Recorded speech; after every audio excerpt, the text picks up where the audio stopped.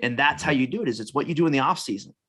Because here's the sad reality of it is when you show up and there's, the double A coach, the high A coach, the low A coach, all these guys are watching your bullpen. You have the farm director who is sitting behind the screen, and you throw your first bullpen, they've made their decision.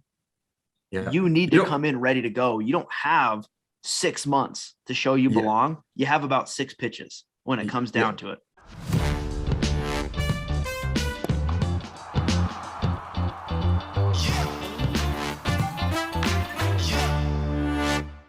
Hey, this is More Than Velocity. I'm Bart Pear here with Ryan Croton and Jordan Oseguera. And today we are going to be talking about the exams we do with ArmCare.com. We get a lot of questions around why do we have different exams? What are they for? How long do they take? And we just thought, let's just do a quick podcast. Let's run through them. All the questions you ever thought or didn't even think you needed to know about this stuff, we're going to hit today. So Jordan, we've got 3 basic exams that we do. Why don't you just take us 30,000 foot introductory level of what are these 3 exams and quickly why a coach would want to implement these with their players? Yeah. So the 3 basic exams we have is we have a fresh exam and a post exam. And those are going to generally be the same thing. Just one of them's done when you're fresh pre-throw and one of them's done post-throw. So we can evaluate really what's happening on that strength loss. So we can determine, did we push you too hard? Did we not push you hard enough? Or do we have you right in that sweet spot of training? And then we have something called the arm primer. In the arm primer, we do that in a half kneeling position in a disadvantaged spot with a straight lever. And we really want to know how the core is reacting and how all of our accelerator muscles and then all of our decelerator muscles, so we can quickly make an adjustment just on the fly for what we're going to be doing on a throwing program. So each one of them has a little different use. And just like Bart said, 30,000 foot view. Fresh exam is I want to know how fully recovered my athlete is on a day that I'm going to get him off the bump. Post exam, I want to know how taxing that event was off the mound. In arm primer, I need a quick 30-second view because I need to know whether I'm going to actually have this guy long toss or do a moderate toss day. Do you think I summed that up all right in a quick 2-minute survey? Yeah, that was pretty quick. So give me an idea, typical high school team, when would their players be doing a fresh, each week? What does it look like on a weekly basis? Yeah. So, right now I've been running it with a high school team, and it does look a little different than when I run it with a collegiate group or a minor leaguer or a big leaguer, because the context is a lot different. They're not playing as many games. There may be a little more focus on training depending on the time of the year, but for right now, we'll say it's that kind of 2-week buildup into the season. And what that's looking like right now, which is what most of those teams are going to be using it with, is they're going to be testing that fresh exam. They're going to do a good team warm up. They're going to activate their bodies, run through the crossover hip and core. They're going to run through the arm, the crossover symmetry, upper body, warm up as well for the shoulders. Then they're going to go straight into that fresh exam. And that fresh exam is going to tell us how recovered the athlete is. They're either going to be at a positive number, a neutral number, or a negative number. If they're at a neutral number, it means they're right back to even. If it's at a positive number, it means that we're doing what we want. We've actually gained strength from our last fresh exam, which is the goal. And if they're in a negative number, it means they're still not recovered. So we actually need to adjust. Once we have that information, then we can go right into our throwing program prescription. Should take about 30 seconds to get that throwing program prescription after we do the test. And if we're doing the fresh exam, that one's going to be, if you're only doing the throwing arm, you're looking at about 4 minutes. If you're doing the throwing and the non-throwing arm, you're looking at about 8-ish minutes. And that's just kind of some rough estimates. And as soon as we finish that, we go through our throwing program, we throw our bullpens, live BPs, whatever we have scheduled on the day, then we can do our post exam. And that post exam is only going to look at the throwing arm, the dominant arm. So that's going to be really important, whether you're doing a bullpen, weighted ball session. Maybe, for me, I like to use it even with my infielders and outfielders. If they did a heavy, position specific throwing, if an outfielder threw 7, 8, 9, 10 balls, to home or, cuts and relays, whatever it is, it's not just pitcher specific. So you can use that to really understand, did you push that outfielder too hard as well? And then maybe if that's scheduled for a lift after the day, maybe you need to actually lessen that upper body lift if that post exam showing a little too much fatigue. So anytime there's going to be high intensity throwing, which for me is throwing from the position for more than 5 throws, throwing off the mound, throwing a weighted ball. Those are all high intensity. That's when we're doing that fresh and post exam. For the arm primer, I use that every other day, and I just have my guys, they have to do at least 2 arm primers a week, and they have to do at least 2 fresh exams a week. I let them kind of pick the days they want to do it because I want it to be player led. I don't want this taking time out of my day. And that's the way I structure it. So I leave the equipment out for them. They get it done, and they just have to test on those consistent dates. The only thing I do mandate is my starting pitchers have to test on bullpen days. That's my only mandate. Fantastic. So let's all right. And how would that be different for, let's say, a minor leaguer? What are they doing that's different there? Yeah. So, Ryan, jump in where you think I'm way off on this or anything like that. But a minor leaguer is under a lot different stresses because they're dealing with a lot of travel. They're dealing with, crap, eating habits, bad sleeping habits. Sometimes, ideally in a perfect world, Ryan, you can tell me if I'm right or wrong, but you want guys getting as much sleep as they can before midnight. That doesn't necessarily happen in a pro atmosphere. So for me, you're not going to test too often with a minor leaguer because there's so much outside your control. Even if you're in AAA, you're getting on a plane at 4:00 in the morning to go play a game that night because they're trying to save money on airfare. So everything's a red eye. You're not getting good sleep quality. Your nutrition's kind of all over the place. So for me, I like to test my relievers in a minor league setting at least every 48 to 72 hours, somewhere in that window. My starters, I don't think you're going to over test with an arm primer, especially. I still like to keep the fresh exam and the post exam at a minimum on any day you're touching the mound, but an arm primer, instead of doing that twice a week, it would be borderline every day because you want that information to see how your nervous system is responding as well as how your muscles are responding so you can adjust your throwing volumes day to day. Yeah, I mean, on my end, I like to see our athletes test more often, to be honest. And it's a window into their nervous system. And that's, we can sense as an athlete, we can sense when we have a lot of metabolic fatigue or when we're getting burning in our throwing arms, or when we're doing, arm care training that's got a high amount of volume. We can sense that kind of thing.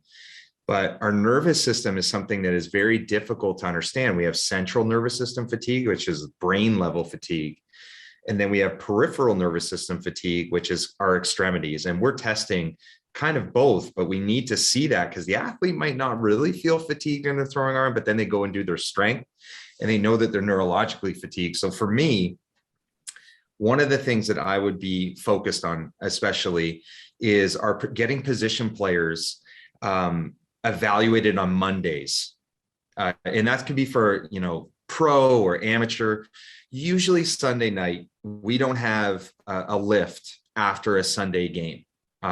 It's usually a getaway day. We're traveling. And Mondays, that's a great test day because now we have the overnight. We don't have an upper body lift before. That's important for our fresh test. We don't want to have an upper body lift within 24 hours of the test because that's going to alter the absolute strength production by the shoulder. So Mondays are great to get your position players. You get enough dynamometers. You don't need a heck of a lot, but you can get them done in 35 minutes. You should be able to get your whole roster of position players. You got more dynamometers. If you had one for each player, that would take minimal time, especially at the pro level, because the guys would be doing it on their own. They come in whenever they come in before their lift. They go and they test, but you want to get that stencil right there. And you're going to also get your starter. You're going to also, get, potentially your relievers. If it's within 48, 72 hours, you get them. And it's good to have more frequent testing. We have some minor league players that actually do a quick exam. So not just the arm primer, which is that before test evaluation, before throwing evaluation, but they do a quick exam, which is a thorough exam, our fresh test on one arm. A lot of them want to do that daily. And, for an amateur player, that might be, a lot more than what's needed. But for the pro, these guys have heavy amounts of throwing volumes. They're throwing every single day. They're games almost every day. So a lot of those guys, even go out to their normal throwing program, they want to know where they're at on that day for those particular muscle groups. So there's a lot of opportunity to choose your observation window. And when I mean an observation window, it's essentially, when are you going to test? And we have 3, and we've talked about it. We want a pre-throwing test. We want to, that's before doing any of the throwing program. It also preps you. That's a primer for your fresh test. Then you do your fresh test, which is before your high intensity throwing, bullpen day, game day, velocity enhancement day. And then we got to get that post test. That's an important observation window, because as a coach, what do they look like before the day? What particular muscle groups are not functioning well? And afterwards, how fatigable are they? Coaches need this testing information to determine how to create individualized pitch counts, individualized throwing programs.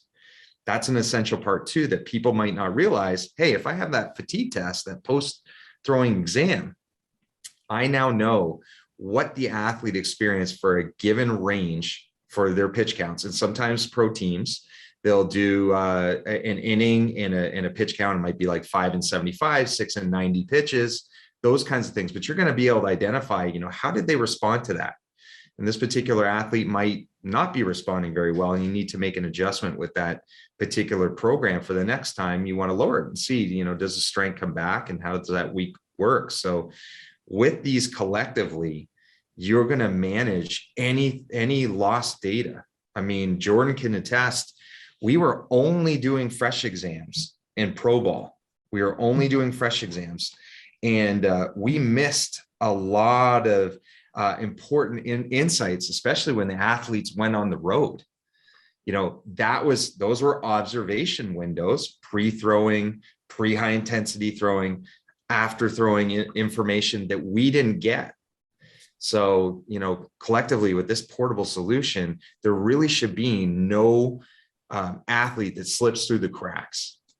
Well, I think, one big thing to point out is we're looking at this through the lens of a team, but also people need to realize that this is something that's made to empower the individual to have that control over their own programming. Because, when you start monitoring a lot of players, it doesn't matter. Something's going to fall through the cracks, which is why I like to have the players get on their phones, get on their iPads, whatever it is they have, and understand their data. Because now they can go in there into the key metrics. They look into it. We know the key metrics in a previous talk, obviously, but they just go in there. I tell them the 2 things you need to know. Number 1, your arm readiness. How recovered are you? If you're seeing a negative number, let's do a little less than what the team throwing program is. If you're at neutral, you can choose to do less, or you can choose to do the team program. If you're at a positive, you can choose to do the team program, or you can choose to do more. And right now, with a lot of the younger guys that I'm getting back into working with, I think if I give them those 3 kind of options to kind of have those pivot points. So instead of going, hey, here's some information, do whatever you want, I'm still going to guide them into making a good decision, but giving them multiple choices so they can start understanding, here's how I use my data to make sure I'm prepared come my start time, or come my, game 24 in a high school setting, or game 58 if you're playing in college. It's not about limiting workload. It's about building up to where we are able to handle extreme amounts of throwing volume, extreme amounts of training volume. It's not about taking it away. It's about making sure that, there might be a day or 2 that we lessen it, but we had 40 that we were able to go above and beyond. So Jordan, I love the idea of let's empower the players. They take control of this. They take ownership of this. So with your team, you're saying, hey, I want to get 2 fresh tests a week. We've got a lot of other teams out there that maybe don't have as many dynamometers or things, and they're looking to get, the bare minimum is getting 1 good fresh test a week to really track and make sure that things can optimize your training based on that. Ryan, you already said, hey, you don't want to be heavy lifting within 24 hours upper body before you do a fresh test. What are the other things that we're saying shouldn't happen within that 24 hours before? You shouldn't have pitched. I mean, what are we saying? Yeah, that's good. Yeah, we don't want them throwing ever before the test, because that really negates what we're trying to accomplish. We're trying to get them really heavily evaluated before they're throwing. And that's important, is that throwing is where injuries happen. People might look at these strength tests and think, oh man, it's taxing, but isometric tests, people have been using these for years to prime the body for explosive movement, and there's no real muscle damage that comes from them. Okay. Well, not only that, but people have been using isometric as a rehab protocol as well, Sure. because it builds strength and it's that safe. You can do it post surgery. Right. And the throwing is where we see our injuries, man. Like people ask me, hey, what's the greatest like predictor of pitching injuries? And I always tell them pitching. Pitching is the injury predictor. It's where these what's the greatest predictor of a car crash? Being in a car. Yeah, exactly. Yeah, it's pretty obvious, but we need to evaluate that before throwing, and for our fresh test. Obviously for our post throwing exam, we want to be able to look at what's the effect of that. So let's jump. Important feature. So the post exam. So it's the same. It's the same test as the fresh. Yep. But it's done after an outing or high intensity. Like, how are we deciding, hey, this is the right time for me to do a post test? Yeah. So, every team's different. We've talked to college teams, we talked to pro teams. So in pro baseball, a lot of pitchers can come out of the game, especially accompanied by a strength coach. I mean, when we were in pro ball, we trained our pitchers as soon as they came out of games. They didn't really hang around, saw maybe the end of the inning, and then they went in and they got their work done, so that they could start the recovery process and relax. And so, other teams, college teams, they don't want their pitchers to leave. They want to have their pitchers stay for the entire game. It's a little bit of a different environment, and that might be the same with amateur players, but whatever that particular standard is, we want to be routine with it. We want to be reliable with our own schedule if we can. Ideally, within a half hour of pitching, you're going to see the acute, the very short window effect of fatigue. That's a really key time window if you can get an athlete to test in that period of time. But if you can't, just getting a standard approach. This is what the team believes in. These are the cultural aspects of the team that they don't, whatever they want their pitchers to do when they come out of the game. You have to follow that, and that will give us some reliable data. And like what you said, we're looking at whatever we're doing in the fresh exam, we're doing the exact same in the post exam, so we can make that apples to apples comparison, with the only thing that changes is the fatigue level from throwing. So that's just to touch on that real quick, Ryan. I know some of the groups in the amateur side, they have the ability to test pre-game, but then post-game, just because some of the way the fields are set up, not everyone has those tunnels and those things like that, to where they can do a post-exam directly after coming out. So for instance, the high school I'm at, we can do a post-exam right after the guy's done pitching, even if we're playing a game. But I know if we go to play, high school, whatever it is, they're not going to have those abilities, because anywhere we can test is going to be in fair territory. Therefore, we can't do it just based on some of those things. So if that's the case, how do you say, what's some good starting points to get those post exams on the road? I have my solutions for it, but just in case someone doesn't necessarily, have a box or a bench or something they can travel with, what would you recommend for them to do in those fields on the road where they may not have a tunnel, they may not have a clubhouse, or they may not have a wall to push on because they just have a chain link fence like your backfield 17 at the Rockies complex? Yeah, for me, like if you're really stuck and, we want our tests, we want to have the body, secured by the fixed surface. So for instance, when you're doing a test for internal rotation strength, we want to have the wall, the corner of the wall or the corner of the box in on the armpit, and that's going to reduce your ability to horizontally adduct the arm, or like drive the elbow towards the midline of your body to do the test. Cause now you're getting the pec involved. It's not really rotation. So the athlete has to be really diligent. They could use a post.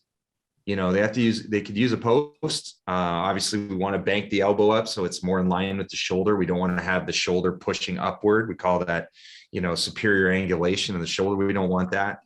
And we want them to rotate, it's a rotational test. When it comes to the external rotation with the fixed surface, the box, or with a wall, we want the acromion. There's this like flat part of a bone on top of your shoulder. You'll see the bump where the clavicle attaches to the acromion, and then right beside it, there'll be this little flat part of the bone. We want that at least resting into the fixed surface. Now, if you don't have that, you do the best you can with a post. You should be able to find a post somewhere to do this particular test at a ballpark. Much easier I think in the collegiate setting, the pro setting. But yeah, you might be on those backfields and you gotta adjust. You might have to do it outside of the dugout. You might have to go to the building that's in the middle.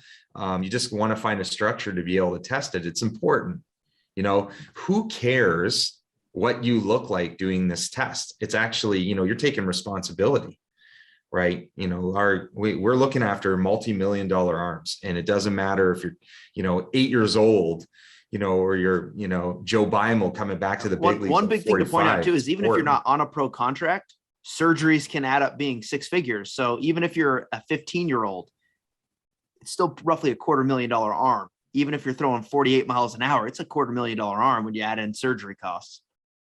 Yeah, we want to negate that. So, you can be creative. You just need a fixed surface, and you have to adjust. I mean, best case scenario, you want to have a box, well, if it's on the field or a wall, but if you have to use a post or a squat rack because there's no real openings in the gym, I mean, that's possible that you may have to do those things. But you got to test. You got to make every effort that you're going to apply maximum force. You just got to be diligent that it's rotational forward, rotational back, scaption pressing upward. Our grip is you can do the grip test, 3-finger grip test, where we're in a half kneeling position, 90-90 position, elbow flexed, arm raised to shoulder level. You can do that anywhere, if you're real stuck post game, and you might have to do it at a hotel, just get something to know, how fatigued are you? You got to get that information because that's going to set up what you do the next day and the day after that, and getting yourself ready for your next fresh exam when you're recovered. So, we want to get that information to coaches. Coaches need it. They need to be able to individualize for you guys. If your athlete's listening or your coach is listening to talk to your athlete, tell them, hey, I could be a better coach for you. I can give you much more detailed, customized, individualized programming if you get, these tests done. They got to be diligent. So collectively, man, we're going to make baseball a better place when we're doing these evaluations. Yeah. Just on that real quick, it popped into my head doing the post game testing is it's really important, especially at the high school level. It's not as big of a deal at the collegiate level, just because when you're playing a series in college, it's usually a Friday, Saturday, Sunday, or a doubleheader Friday, doubleheader Saturday, and you're getting Sundays off. But a lot of times what's going on in high school is you will play series, but it will be like Monday, Thursday, Friday, or Tuesday, Thursday, Saturday, however they structure out those games. And a lot of times if someone comes in there and you guys get absolutely pummeled on a Tuesday, the coach goes, well, it's because you're not working hard enough. So he pushes that whole group to a new level. And then they go in on Wednesday or a Thursday now to play the next game and they're fatigued. But if he would have just tested his players out and understand these guys might be struggling, not because they're not working hard enough, maybe they are fatigued. High chance they are fatigued. So then, I actually need to throttle back on Wednesday. So we're fresh for Thursday and Friday, and we're able to actually compete to the level we're supposed to. Because too often we think that people are just being lazy, when a lot of times it's like, maybe they're just undertrained and they're not ready to handle the amount of stress we're putting on that body.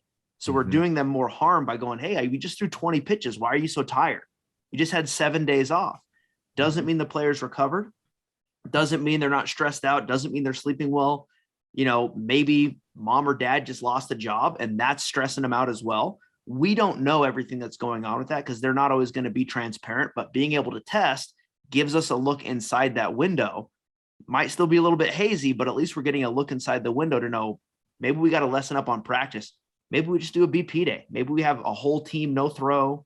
We don't even make it optional. And we just do a good, get the blood pumping, warm up, a little bit of sprint work. We do BP. We're out of there in an hour.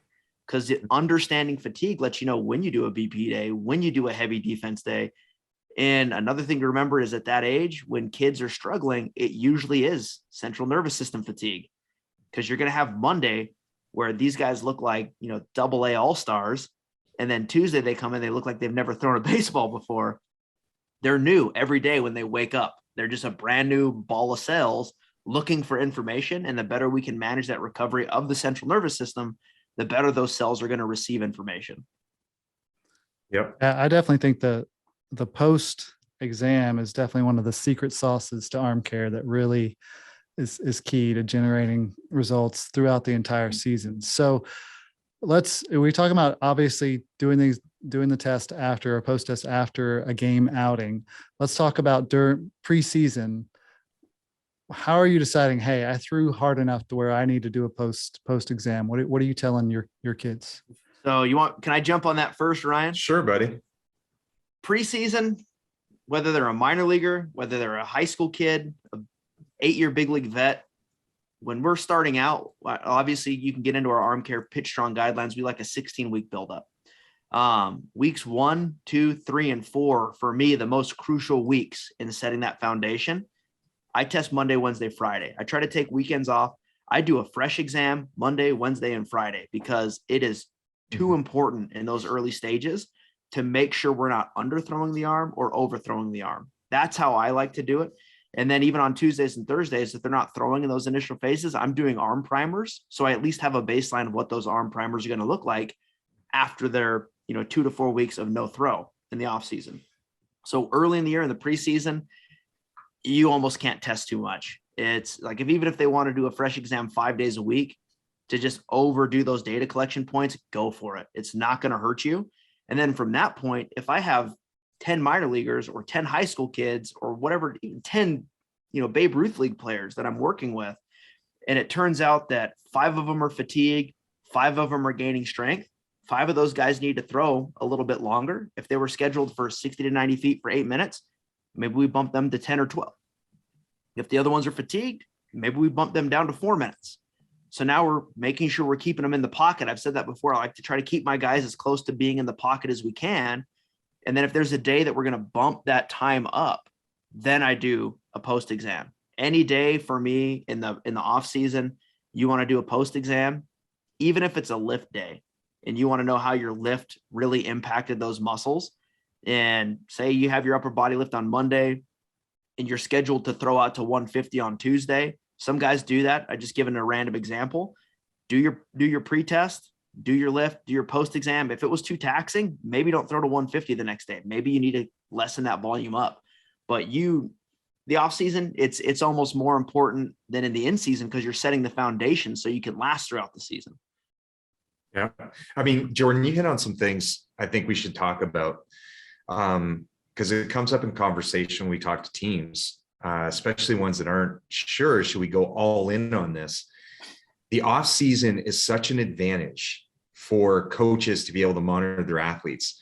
People don't realize this, is that more throwing arm injuries occur in practice than games. And if anybody's interested and you want the paper to show that, at least in the pro athletes, I can send that to you. But in non-game environments, on that, I've seen in 5-6 years coaching with the Angels, along with prior to that 7 years consulting with other pro organizations, being at a game, watching the line scores, I can count on one hand the times I've seen someone throw a pitch mid-game and have to come out. But I cannot even tell you how many times I've seen someone throwing a bullpen, throwing a long toss session, whatever it is, in a practice before a game in a pro setting where they've said, I got to get looked at. 3 days later, there's an MRI and they're getting surgery. So I can attest to that as well. Yeah. I mean, here's the big thing is that the injuries that happen in pro baseball. And I know, it's probably similar in all levels. I've seen it also in high school studies. There's not a ton on youth, but at the beginning of the season, preseason is where we have the most injuries in baseball. In pro baseball, there's another spike in July, and that happens after they sign, the kids from the amateur draft. And the biggest issue is that the kids aren't prepared, for what's going to come up in pro ball, and the off season errors in throwing that takes you into preseason. And then all of a sudden, bam, there are injuries happening where you didn't know, hey, I'm walking in to this team with an imbalance, and some of these teams are doing a spring training evaluation, but that's too late. In my opinion, that's too late because now you're trying to fix a guy while they're throwing bullpens every other day. They got to get ready for a season. you're Most missing organizations are observation having to windows. stand in the outfield, shag BP for an hour, you just don't have the time or the manpower to properly evaluate athletes on a regular basis once they get on site. So for me, the best thing you could do, I know if I was still in professional baseball, especially at the price point and the easiness of using our product, I would want to ensure that at least my top level pitching prospects have one of these, that they go home with this in the off season. I'm just looking at the data and I'm just talking to them about how we need to adjust their throwing programs, where their strength imbalances are. And we got to remember too, I mean, this is the same as amateur baseball. Kids nowadays that pitch, at least even position players, you got multiple coaches. You have your team coaches, you have your private instructors. It's the same in pro ball. These guys, they trust the people that they've grown up with and worked with, and they're getting information. They're getting a throwing program from their team. And then they're getting a whole throwing program and a whole biomechanical breakdown and a new ArmCare programming structure. Hey, real quick on that, Ryan, you Mm-hmm. mentioned the top prospects should all have their ArmCare system sent home with them, right? Again, we're looking at that through the lens of a team. Mm-hmm. If you're in pro ball, if you're a prospect or not. It's not hidden from the players. If you're not a top prospect, you better be more diligent than the prospects coming into spring training. Because again, I've sat in those rooms. I've been involved in these discussions where if a non-prospect comes in and they're not able to handle the workload, they're the first ones out the door.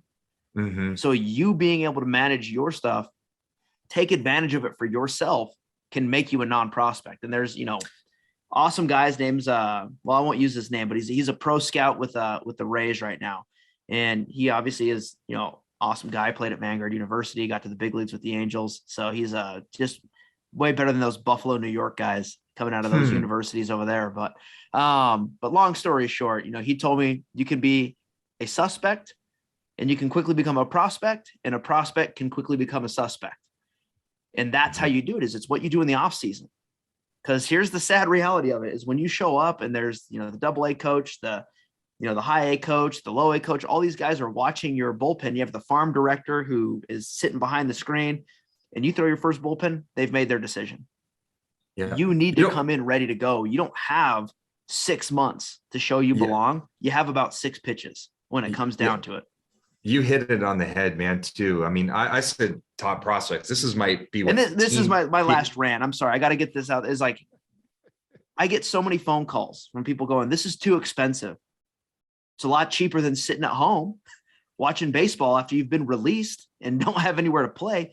It's like $295 for the testing kit, something like $305. It's less than $300. It's somewhere in that range.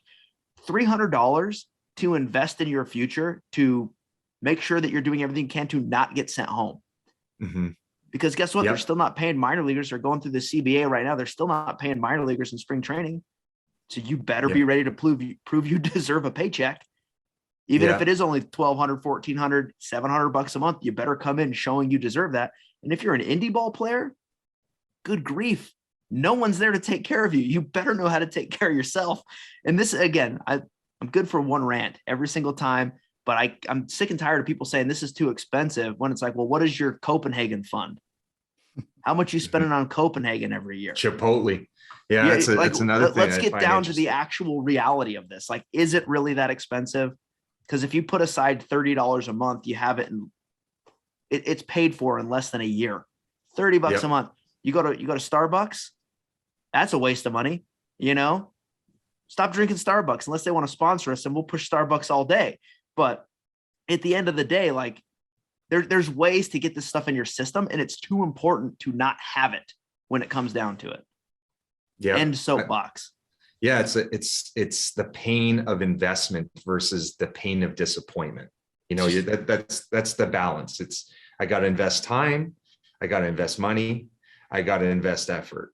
That's what you need to do at any level of baseball. If you want to be good, you have to do that. And if you want to be good, that's the minimum. Yeah. If you want to be great, now you better learn how to use that stuff too. Yeah. And on the other side, we get this pain of disappointment, injuries, getting released. I mean, these are real things. And, it's not unheard of. Guys get hurt in pro ball. their prospect status isn't super high, and it just kind of allows people, your peers on the team, to take your position, showcase themselves. And unfortunately, you start to become forgotten. It's very hard. I've worked with a lot of injured athletes, and it's difficult. It's taxing on me as their strength coach when I did that, because there's all those questions. Am I going to be good enough? When I come back, are they going to put me in the starting rotation? Am I going to be a reliever? And I mean, it changes all these things that you just don't want to give any opportunity and not get your opportunity. I know I said I was good for just the one rant today, but even if you're in the top 30 with an organization, there's not 30 pitchers getting to the big leagues. That's just the reality of it. If you're number 16 through 30 and you're in that top 30 of the pitching things, you may never pitch past AA when it comes down to it. And I've seen a lot of those guys get hurt with numerous orgs, and then they're released before they even play another game. Mm-hmm. There's not a lot of orgs that just have 15 guys that you can say that guy's going to be anywhere in our starting rotation in the big leagues. There's not a lot of orgs that have 15 pitchers that they can go, that guy can pitch the 8th inning for us. And that's the cruel reality of it, is it's very hard to be a big leaguer. And when you look at what they do, it's like superhuman when it comes down to it. So the more you can prepare yourself to keep getting eyes put on you, whether it's if you're with the Yankees, you're playing for all 30 orgs. If you're with the Orioles, you're not just playing for the Orioles, you're playing for everybody. And the only way you get seen is by being on the field. Mm-hmm. Some scouts show up, they watch BP, they do all those things, but they don't watch the pitchers. They're watching the hitters do stuff. They're watching the early work with how a guy ranges in BP and how he does these. No one's paying attention to what the pitchers are doing in early work. That's pretty much the truth. Maybe like 5 guys, but you need to be coming into spring training ready to prove that you deserve a shot to go be seen by the other 29 orgs that you're playing for. Yep. I know, we've given a lot of negative feedback. If you don't do this, this is what happens. But, the reality is if you're signed by a pro team, you got a chance. I mean, you have a chance. Some have a lot greater chance. Some have a smaller chance. Nobody's got 0%. Though. Nobody's got 0% chance. You're wearing a major league uniform at some level. Somebody is interested in you. You got a chance.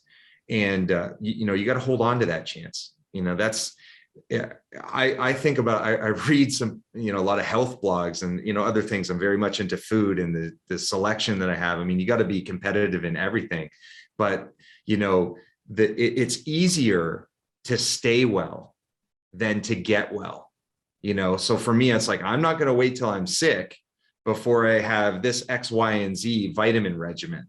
It's the same thing that we need to think as athletes and coaches. It's like, hey, do you want to have the snivels, that could turn into pneumonia, or do you want to just not have the snivels? You need to do this kind of thing for your injuries. Do you want to have, a little micro damage that gives you some soreness the odd time that can turn into a rupture if strength isn't maintained and the program is not right?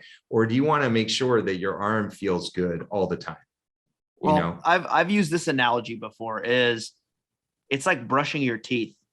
Everyone's like, oh, well, I do a little bit of arm care here and there. Sometimes I skip it. I skip it every once in a while. It's like, well, if you don't brush your teeth, if you only brush your teeth 3 times a week, you're not going to get a cavity 2 weeks from that date.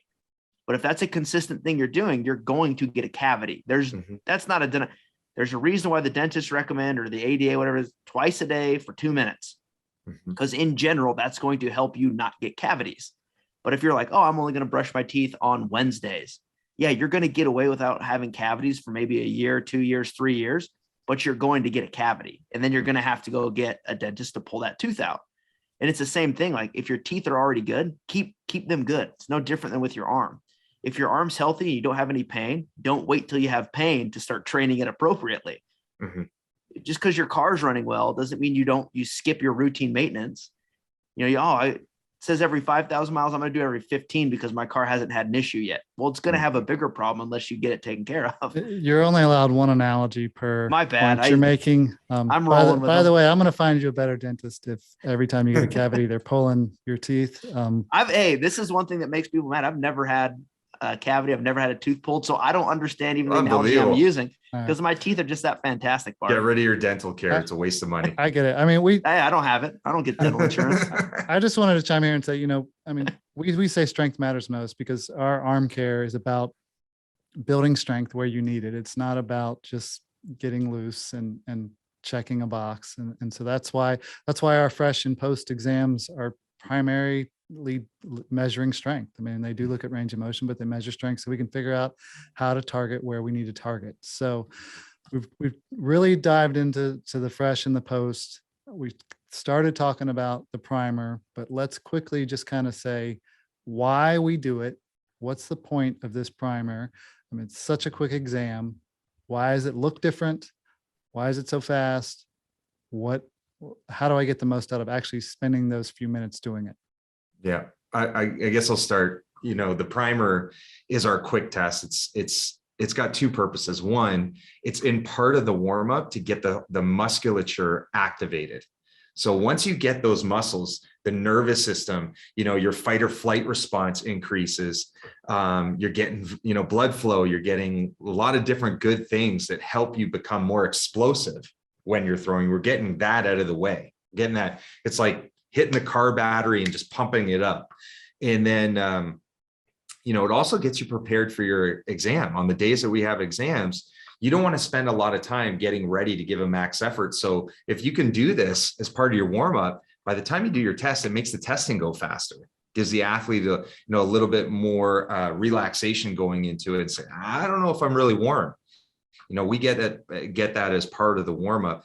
But the functional standpoint, like the coaches need this kind of information on the days that we don't do a quick exam where we're going through every muscle group, because we're looking with the primer strength in an outstretched arm. We're pushing forward, we're pushing back, and the shoulder is most vulnerable here. We had to decide, what is the best test that we can do in under a minute on the day? And, your strength, it's much more difficult to achieve strength when your motion is further away from your shoulder joint. So you're in a position that most looks like throwing for the exactly. exams doing. Okay. Exactly. And to be clear, Ryan, I want to make sure they know it's not just like, hey, go sidearm. You're getting as close to your arm slot as you can, correct? Yeah. Yeah. Whatever is natural for you. That's the other thing too, is this is a great biomechanics test. A lot of these tests, they're not really in the throwing position. We're trying to isolate it as much as possible and be as specific as we can in the test to get standardized data. But here is where we get a lot more of the individuality. Hey, this is where I throw from. This is where I need to apply force. Doesn't make sense to do it up here, or if I'm sidearm, I need to apply force this way. There's maybe a lot more pec transfer. I got a lot more pec involvement in the strength that's transferred. And we're looking at how the trunk is transferring strength as well. What's the strength generated by the shoulder? But our core has to be turned on. We're in a half kneeling position. We have to see what is happening through the upper body. 80% of our velocity comes from our pelvis and our trunk. So we're isolating, how to keep that transfer. So we're getting so many good things out of this test in a quick exam. And the other thing biomechanically is that our forces, when we're at our release point, like within 2 or 3 frames after the ball's released, our forces are greater than body weight. So imagine you put your own body at your fingertips. That's what your shoulder is being able to handle at that particular point in the delivery. So we need to understand, where is that strength? I'm a coach. I gotta, I might be using the pulse sleeve. I might be using some form of external load, but I gotta know, okay, this is what the program's saying today. It's a hard day. We've had a couple light days, but man, this kid's got like 12 pounds of strength loss for his total arm. He's weak today. I have to be able to be a great coach, and I have to pivot, at times, and consequently he comes in and, this guy's 10 pounds stronger than his 7-day average.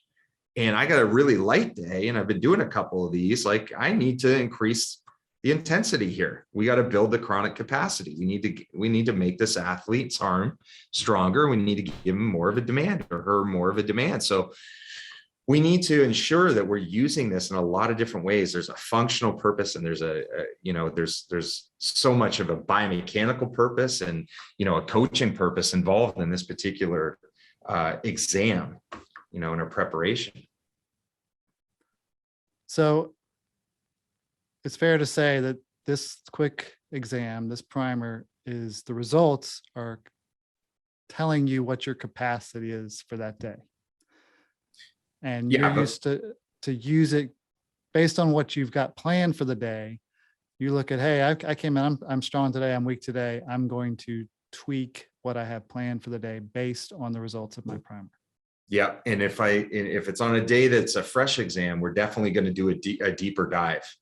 We're looking at internal, external rotation strength, scaption, and grip. It's going to be a much deeper dive, but the days between, that primer gives us some protection that we can say, hey, is the arm weak or strong today, in a quick sense, and allows a coach to get through a lot of athletes in a day, outside of the focus on the guy's got a bullpen day or a velocity day or potentially a game day, to do a full, fresh, quick or full exam.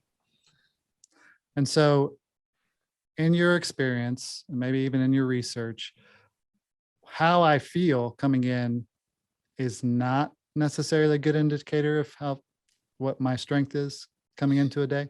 Yeah, right. So that's the world that's very difficult, is that we can sense different levels of fatigue. There's cognitive fatigue where, guys are anxious and stressed. That's one thing. There's metabolic fatigue where the arm feels, it's got the burning sensation when I'm doing activities. Like there's a lot of lactic acid buildup potentially in the arm. And there's also, this nervous system fatigue that we can't sense that much. If you're a strength coach, you can see it in the weight room, especially if you're doing velocity-based training, and you can see, okay, this guy normally does like 135 on a front squat on the bar. It's like 1.1 meters per second. Why is it so slow today? And the athlete feels great, and it's the same kind of concept with our strength testing, is that the athlete might feel really good, but the nervous system neurologically, hey, he's not activating as well, and we need to take the subjective and the objective approach to make a good decision. Hey, he feels good. Strength isn't where it should be. Let's go with a moderate program today. Now you get a day where the athlete feels really good. Hey, I feel great. Strength is really good. It's like, you got to pull back you got to let him go. You got to let him perform or her perform. And it's the same thing. Like we have pitch counts and there's, ours is the pitch strong, but pitch smart models are being used all over the place, but we don't know the strength on those days. So some days when we give them a max number, should we really have the athlete throw to that capacity if they're weak? That's potentially why the pitch counts aren't really working as well, because they don't have this other side of evaluating strength. So we need to have all that. Yeah. And I mean, if you're a high school kid who does not have a strength trainer who's looking at you and saying, oh, you're moving slow today, and measuring the speed of, of what you're doing, this is like the next best thing, basically. Mm-hmm. Even if you're in college, a lot of colleges don't have on-site strength coaches. They have one guy who oversees 8-9 sports. So it's even more important, the higher levels you're getting, to be more dialed into your data. And at the lower levels, it's important to just begin to understand it. Fantastic. So just to wrap up, like I said, ArmCare's got 3 exams: the fresh test, the post test, and the arm primer. Do a variety of different things. I hope we touched on those. I hope I give you some insights on how to use them if you're a coach, or more importantly, if you're a player looking to, push yourself to the next level. Anything else you guys want to say before we wrap up? Also, brush your teeth. That's right. For me, I think it's important for people who are listening to this podcast, please contact us. We want to give you a demonstration. We've given you a great overview, why it's important. We've talked about the tests in specifics, but, come contact us, Ryan@armcare.com, Jordan@armcare.com. Even if you just want to talk actual pitch buildups, things like that, like shoot us an email. We'll get back to you when we can. We obviously get busy, but so far we're at 100% response rate. So we'll see if we can keep it up. Shoot us more emails, see if we can lower it. But we want to educate And, the thing is the coaches that are listening, they're the drivers of this, really. We want the players to be player led, but, you can influence your players in such a positive way by, letting them know, we got a tool now that the coach can individualize. You can be able to give specific programming to your guys. And that's what's going to be a separator, I think, especially in the private sector. When I am competing against another guy and athlete goes to my competitor and they say, okay, what's your ArmCare program? He's like, well, everybody does this. If you're hearing that, scram, don't do that. He's like, okay, well, it depends. The guy says, well, it depends. Or a female says, it depends. We need to focus on the objective data, get it individualized. You're going to have greater performance benefits and health for sure. Couldn't have said it better. Definitely very informative podcast. Look for more to come. We try to get these out every week. And until next time, take care.